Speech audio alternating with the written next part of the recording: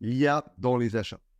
Alors, premier point, je vais le simplifier, mais en gros, c'est la capacité des machines à effectuer en fait des tâches qui normalement nécessitent l'intelligence d'un humain, et en l'occurrence ici, d'un acheteur.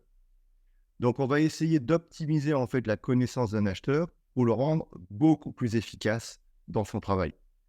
Du coup, l'IA apprend, elle apprend de manière générale par l'extérieur, donc tout ce qu'on a sur le marché, sur la donnée financière. Elle évolue en fonction des modèles que vous lui donnez. Donc, elle va évoluer différemment chez vous à titre personnel, dans votre entreprise, dans une autre entreprise et dans le monde entier. Elle va avoir ensuite des patterns en fait, qui lui sont propres et elle va donc s'adapter à vos données pour transformer votre manière de travailler. Et un point important, on va enlever entre guillemets ce débat, c'est que l'IA ne remplace pas l'acheteur, elle l'augmente. C'est-à-dire qu'à aucun moment, en tout cas à court terme, le travail de l'acheteur va être menacé. Par contre, l'acheteur va être bien plus efficace avec l'intelligence artificielle et je vais vous montrer des exemples concrets dans quelques minutes.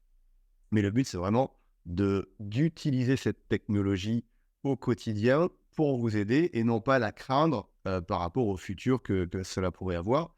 Et si c'est le cas, bah, c'est que votre travail n'apporte pas suffisamment de valeur ajoutée, j'ai envie de dire. Et je pense que c'est pas le cas de la majorité des acheteurs.